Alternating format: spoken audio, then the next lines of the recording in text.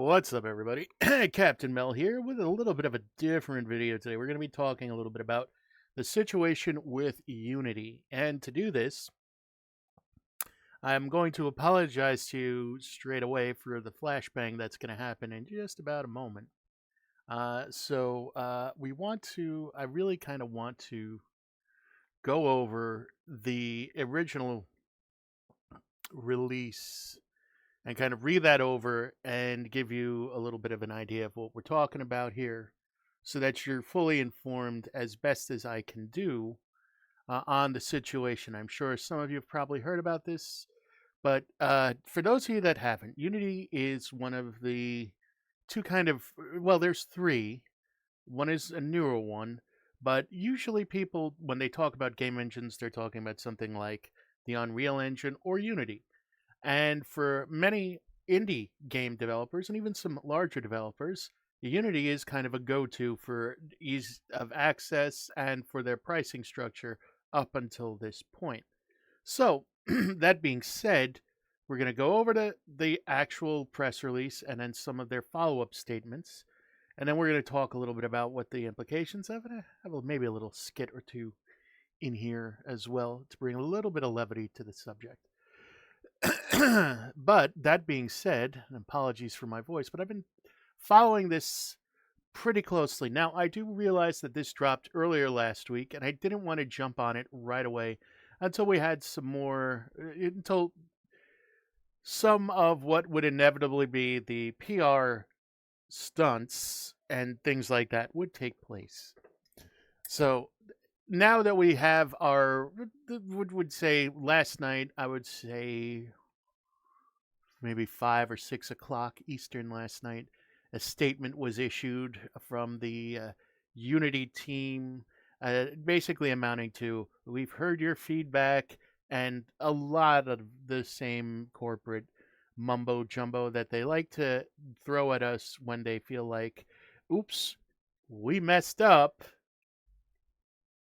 But we're not going to say we messed up, and we're going to say, oh, we're going to make some changes, but we'll get into that a little bit later in this video. So, for the moment, I'm going to pull up the Unity plan pricing and packaging updates, which was posted on September 12th, so 6 days ago, roughly last Tuesday. Effective now, there are notes. We'll get to this a little bit later. I'm going to read through this first.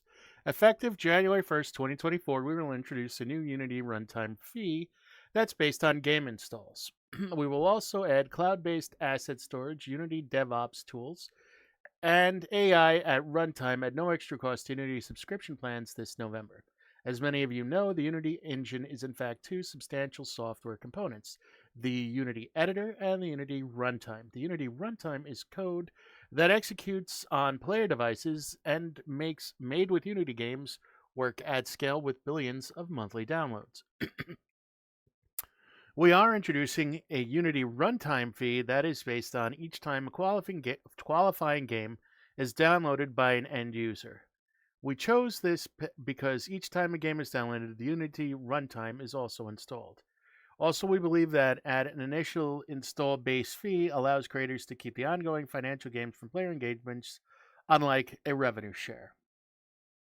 Thresholds for revenue and installs. Games qualify for Unity runtime fee after two criteria have been met. 1, the game has passed the minimum revenue threshold in the last 12 months, and 2, the game has passed the minimum lifetime install account.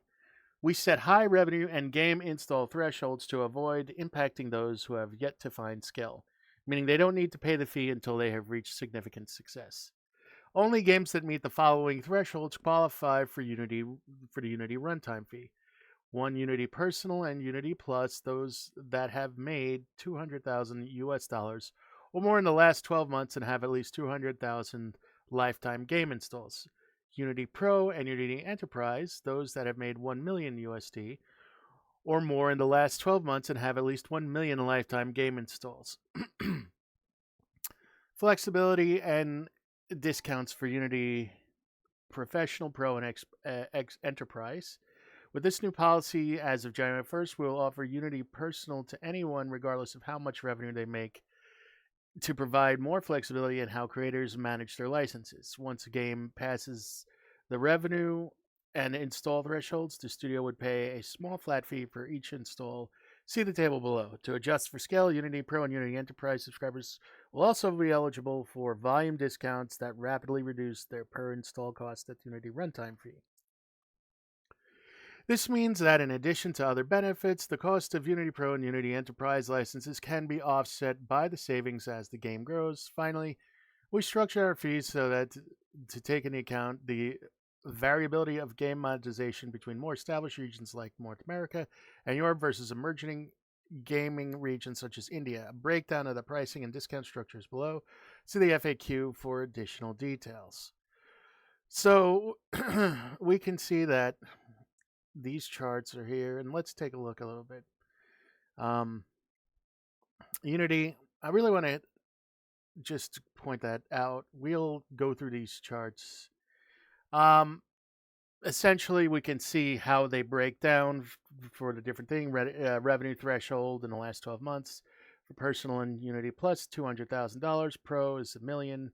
Enterprise is $1 million. So essentially, Pro and Enterprise are, pretty much the same.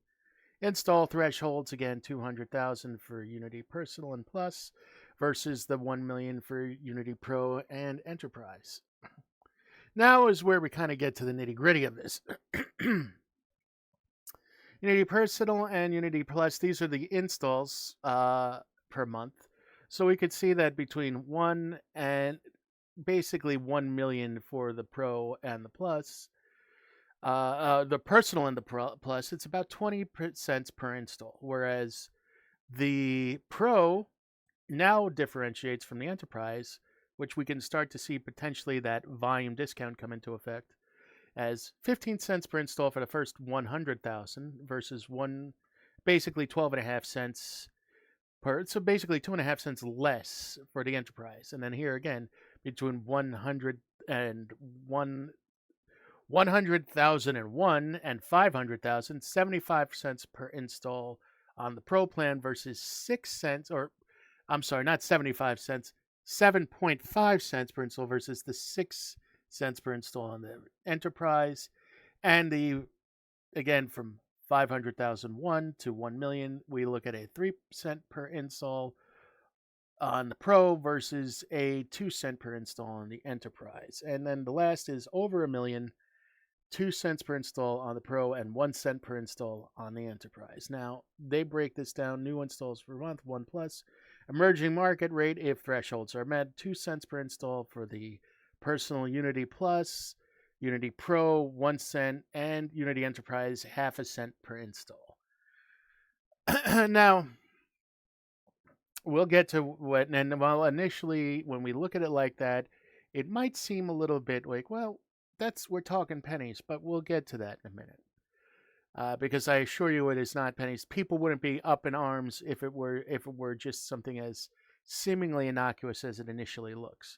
Fee reduction for the use of Unity services. Now here's where we get to. Qualifying customers may be eligible for credits towards Unity Runtime fee based on the adoption of Unity services beyond the editor, such as Unity Gaming Services, Unity Level Play Mediation for mobile ad supported games. Keep that in mind. This program enables deeper partnership with Unity to succeed across the entire game lifecycle. Please reach out to your account manager to learn more. New services and tools, no seat price changes. This November, we will update some of the Unity subscription plans to add extra value. New capabilities include better collaboration, Unity DevOps, cloud-based asset management, Unity Asset Manager, role and access controls, team administration, and the ability to add AI functionality at the time, Unity Centis. These new tools and services come with no increase in seat prices as we continue to help creators adapt to the growing complexities of game development. Here's a breakdown. All Unity plans will get Unity Centis, which enables you to embed running a model in the Unity runtime inside your game or application without needing to pay additional cloud compute costs or introducing latency. Unity Personal will include the Unity Asset Manager, free tier, 10 gigabytes of storage total, a maximum of 3 Unity DevOps seats featuring 5 gigabytes of storage and 200 Windows build minutes, and team administration base roles. Unity Pro, this will include Unity Asset Manager at 50 gigabytes storage per seat, pooled for a team to share, along with an equal number of Unity DevOps seats featuring 5 gigabytes of storage and 200 Windows build minutes. Team administration tools to manage access will also be included.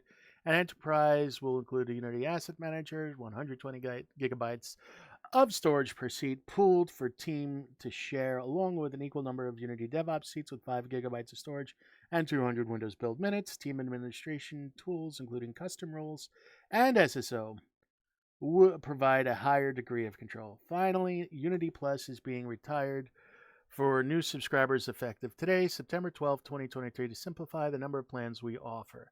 Existing subscribers do not need to take immediate action and will receive an email mid-October with an offer to upgrade to Unity Pro for 1 year at the current Unity Plus price. For more information, see the detailed FAQ, contact Unity support, talk to us on the Unity forums, or contact your account manager. Thank you for creating with Unity. That is the entirety of the initial statement issued last Tuesday. Now, I will go to the editor's note, which was issued last night. Editor's note, September 17th, 2023. We have heard you. We apologize for the confusion and angst the runtime fee policy we announced on Tuesday caused. We are listening, talking to our team members, community, customers, and partners, and we'll be making changes to the policy. We will share an update in a couple of days. Thank you for your honest and critical feedback. Well, that is the initial statement and the most recent statement issued by Unity regarding their new runtime fee. Now, it is my understanding, and I say this specifically, my understanding that prior to this, it would appear that they had what they consider, I guess, a per seat or a simple, a much more simple licensing fee that included the runtime. And I understand that from an engine, listen, before we go any further, I want to put it this way. Yes, Unity itself is a company. And the company is providing this engine, much like Epic Games is providing the Unreal Engine. And whereas Epic Games has all of the profits that they make from Fortnite and other first party, aka Epic Games productions that fund more things, and let's be honest, Fortnite is a juggernaut, and the Unreal Engine has been steadily improving, and now we were on Unreal Engine 4, now we're on Unreal Engine 5, and of course that comes with a whole slew of new tools and upgrades to the engine and new features and things like that. And while that does have a specific set of pricing, that is, I believe, a little bit, something like a 5% cut. I could be off on that. Don't quote me on that. But they do have a more standard and continuously set pricing arrangement with their partners, the development partners. And by development partners, I mean anybody that uses Unreal Engine to develop their games.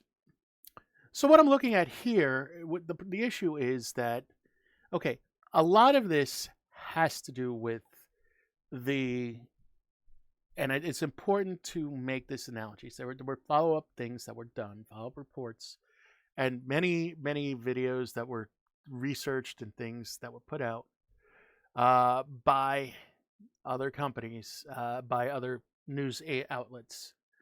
So what we're talking about is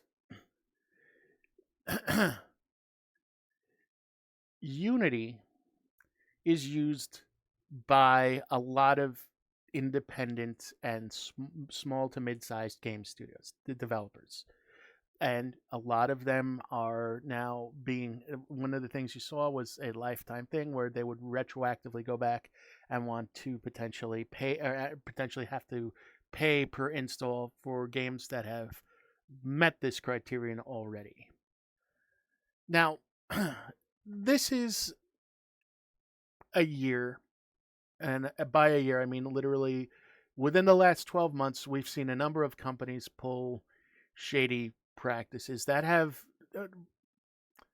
I should say shady because this isn't really shady. They're announcing it. This is more of just a poorly designed move. Okay, first we saw this with Hasbro in the instance of Magic 30th and how they utterly messed that up, and they had demonstrated that they had no real connection to their product that was offered by their subsidiary, Wizards of the Coast. Then the more egregious and probably biggest news cycle story in the gaming industry had to do with the OGL, which is their open gaming license that had been in effect for something like 20 or 30 years. And now they wanted to go back and change it. And essentially the wording came off as, hey, look, we've been working with you guys, but now we want a piece of the action that you're all making. And in addition to that, like if we see something that's profiting, we are going to be able to basically just take and use that and profit from that without necessarily having to pay the royalties for that. And that didn't fly. And in fact, there was a huge, huge feedback from, again, other developers that had been using the OGL to generate their content. And the end result is that they had to completely walk that back and just basically make it like it never happened. And we ended up getting a better deal out of that, which, now they gave us more tools to use ultimately at the end of this. But the important thing is that it got walked back. There was enough negative feedback from other developers, but mainly from the fan base itself, that put enough pressure on Hasbro and WotC, Wizards of the Coast, to walk that back. Now we are seeing it's like Unity was like, okay, hold my beer. Let me see if I can destroy my company faster. Now, there's a big difference here, too, I want to talk about.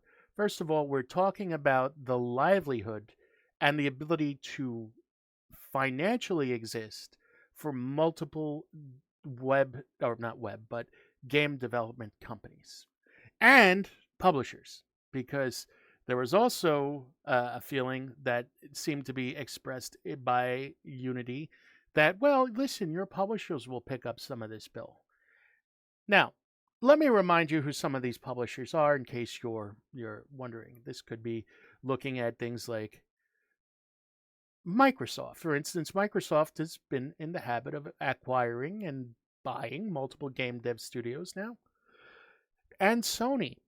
And I mean, at other publishers like Embracer Group. This could even impact, since EA works with a lot of smaller indies lately, it could affect EA. Now, the main thing is, if you think that Activision Blizzard, I haven't mentioned, well, Activision Blizzard has King. King is a mobile game market. Many, in fact, a majority of mobile games use the Unity engine, at least as part of their background. This is really where you have to kind of stop and pause for a minute and reflect on this. When we were talking about installs, and they were saying, 200,000 and 1,000,000, and it might sound like a lot for an indie game dev studio. But let's look at a game like Among Us, which has a mobile aspect and a PC aspect.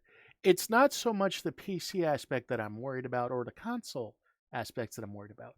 It is largely the mobile aspect that we're talking about here.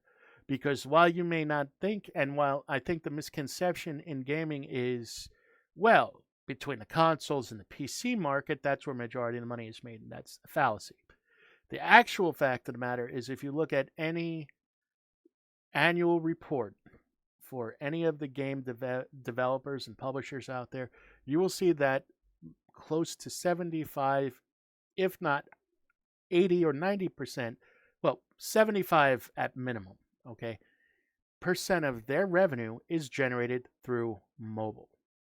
The mobile market is huge, okay, and it's not just, you might think, well, that's the Asian markets. No, that is across the world. That is in the United States, that is in Europe, that is in Asia, okay, that is all around the world. The mobile market is huge. And that now, even though a game may be huge and have a lot of installs, the development house behind some of those games may not be so. Not everybody is an Activision, Blizzard, nor are or King or any of those. There are a lot of smaller studios that put out apps that get very popular on mobile. That half of the gotcha games that are out there.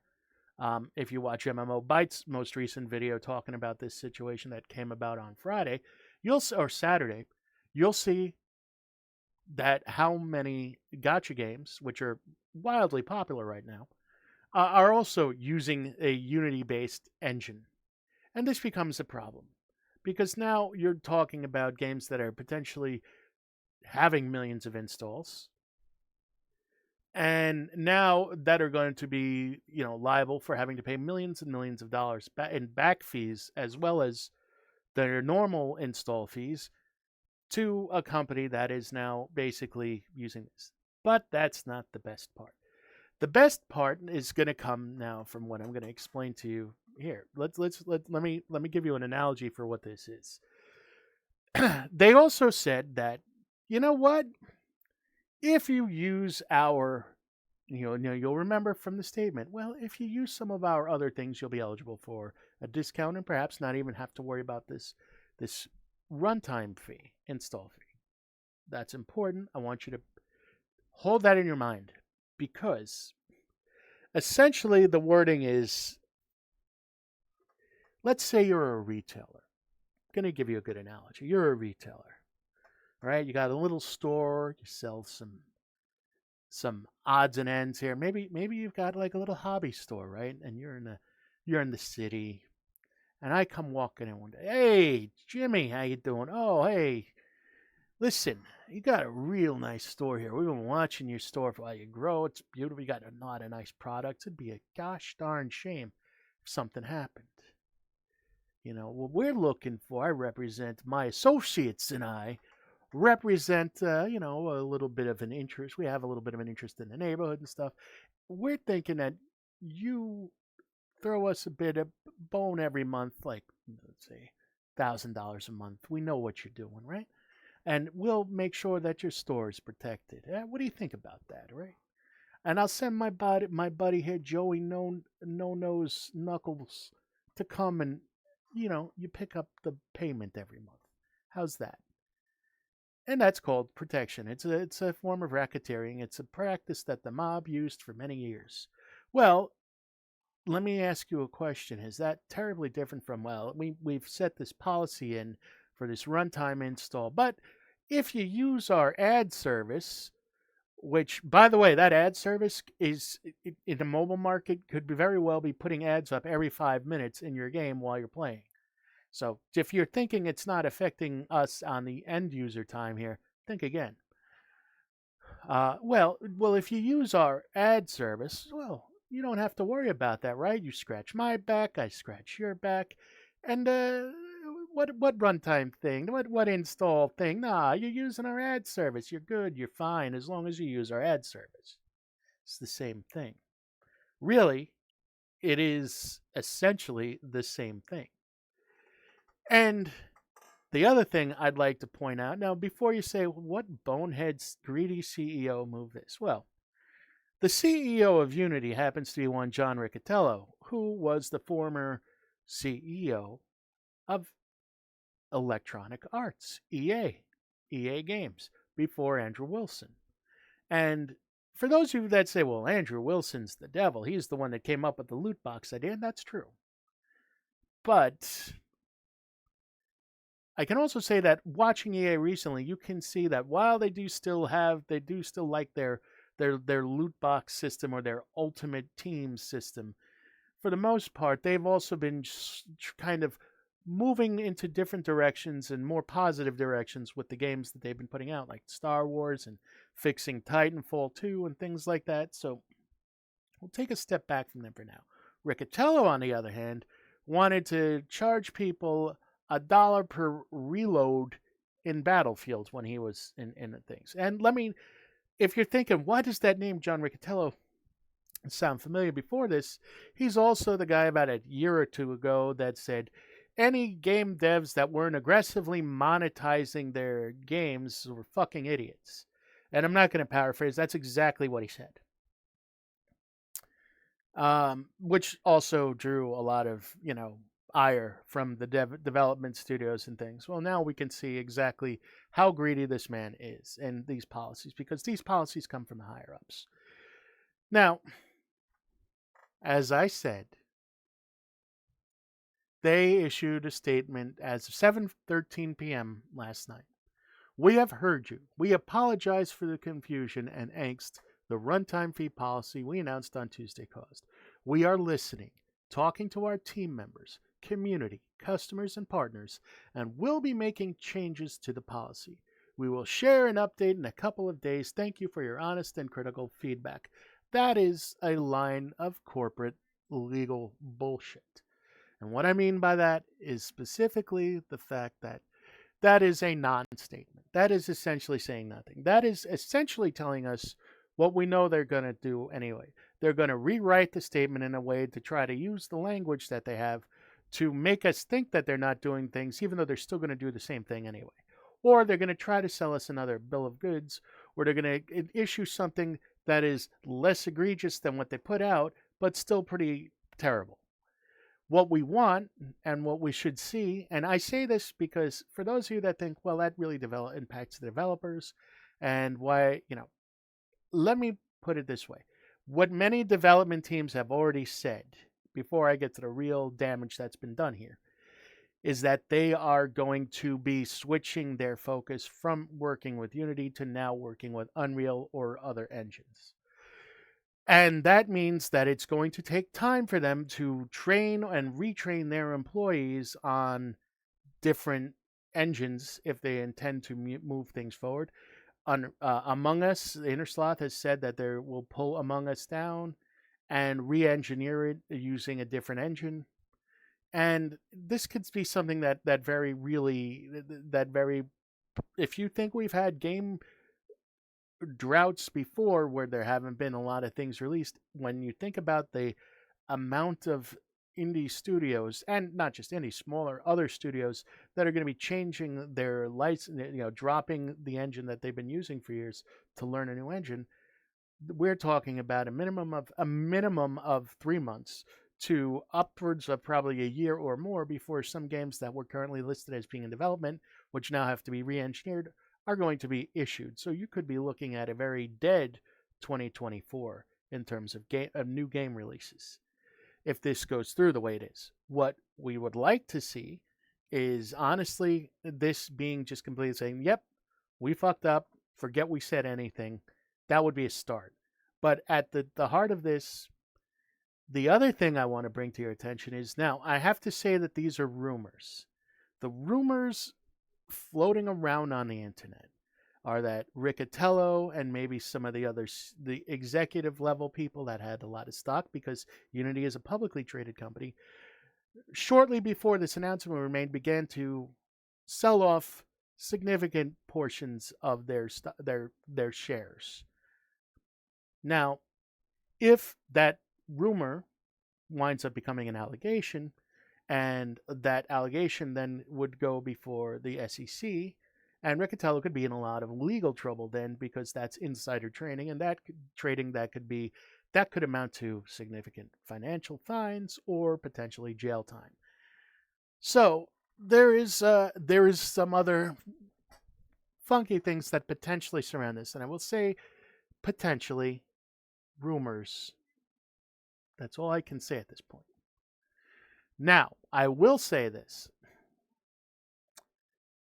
The problem here, and how this is in fact worse than the OGL scan, is that you have a company that is integral to so many other games and game dev companies out there that has irreparably broken the trust that existed between them. Many of these studios will not be able to pay their employees, to pay salaries, if this in fact goes through. The other problem here is that once that trust is broken, it is not going to be something that is at all easily filled. This isn't like dealing with the consumers, where you could say, okay, yeah, we raised the prices too much, we'll just lower the prices.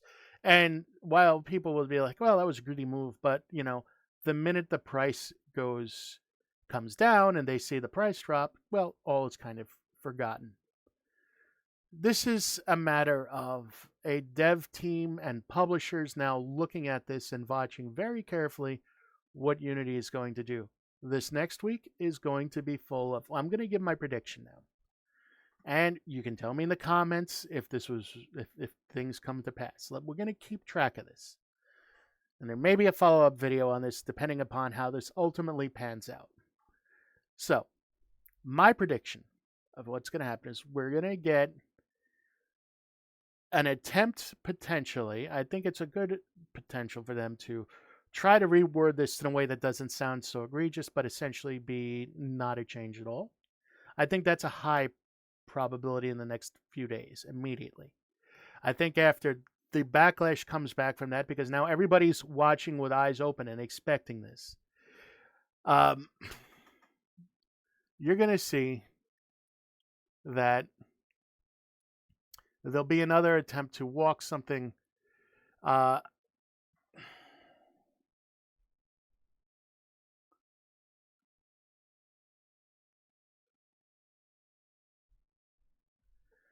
nobody's going to, I've got something else I want to share with you with this. So I think the other thing they're going to try to sell us a watered down version of this, but that will essentially still have some of these negative features in it. I do think ultimately that they are not paying attention to history, and in this case, immediate history. And it should be, again, pointed out to them, and they should be reminded that Hasbro, a much bigger financial entity, got the shit beat out of it by public opinion and other developers to the point where they had to not only walk back what they said, but then make concessions on things going forward. Now, the only thing with the Hasbro situation is now we're still going to have to be vigilant on them because we know what they want to do, and we know that they're not going to necessarily give up that easily. So what we do need to see here, I believe, is unquestionably, I think in a situation like this, whereas Hasbro still had, so Chris Cox, the CEO of Hasbro, did not get called on or investigated because while the stock did take a dip, they were still able to produce profits in other areas. And the biggest issue here is that Riccitiello has, by his own presence now, broken trust with developers. Now, if these developers do not, in fact, come back, you very likely will see the board of directors call for Riccitiello's letter of resignation. Again, this is a publicly held company, so he only holds that position as long as the company is profitable. If the company has doubts in his ability to lead the company, they will get rid of him. So we have to see what happens with that. I don't, and I'm not saying this, I do kind of still feel that Riccitiello is not the right person to clearly be leading this. I do think that a company like that needs to make money. Obviously, you need to be able to pay your employees. You need to be able to keep developing things and bringing out new tools and things, updated tools. But I don't think this is the right way to do it. I think that by potentially bankrupting many of your valued partners, quotes, that's ultimately short-sighted greed. And I just want to point out, Asmongold had a reaction to this, and some of you may say, well, Asmongold's a divisive figure. He's just a gamer. Well, that's not the case. Asmongold is in his 30s. He owns stakes in multiple businesses. First of all, there's Mythic Talent, then there's Starforge PCs, OTK, and, of course, the new publishing house that he recently announced, that was recently announced. So, yes, they're software. They're game publishers. He's got a vested interest into this, and his take on this is y'all not going to get off this like some bullshit video game apology with weak-willed gamer nerds. People need to build a future with a design engine, and the trust is already broken. No one is going to build a castle on sand after your bullshit. And that's true. And that, yes, obviously there's a lot of anger in that statement, but, I mean, not unfounded. Asmon's pretty savvy when it comes to the game industry as well. He's been following this for years. He knows the ins and outs too, just as well. And Asmund has a stake in this. And he's absolutely right. And that is the thing that they're going to have to deal with. The fallout for this is going to be far reaching. It's not going to be something that they're going to fix with a statement. Even if they walked it back, I would still say that you're going to see a significant amount of developers now leaving Unity. And now I wouldn't also be surprised if there was a class action lawsuit or something of the case being investigated. I'm not saying that that there's necessarily grounds for a class action lawsuit, but there are going to have to be some investigations into how much they can go, how far they can go back if they are going to charge an install fee for the runtime, and how much of the original contracts that were signed allow for that to happen. This is something that is going to be out of my realm of expertise to comment on. But I would imagine that this is something that is probably already being looked into by the lawyers of some of these game development studios to prepare for the possibility of this going into effect in January. Again, January is not that far away. We're only about 3.5 months away from January 1st. That being said, that's all I got for you today. Thank you for joining me. I know this was a little bit of a longer video, but in the case of this particular situation, which has potentially deep-reaching effects into the game industry, I felt this was warranted to go over. Thank you for your time. As always, I appreciate you taking a little bit of time out of your day to spend with me here. We'll go through the standard YouTube exit. Please like and subscribe. They are free to do. And if you like what we do here, hit that notification bell to get notified when a new video goes live. Thank you very much for your time. I'm glad I was able to bring some of this to your attention, maybe hopefully explain this a little bit to you in more relatable terms. My name is Captain Mel. Thank you very much. I hope you have a wonderful day.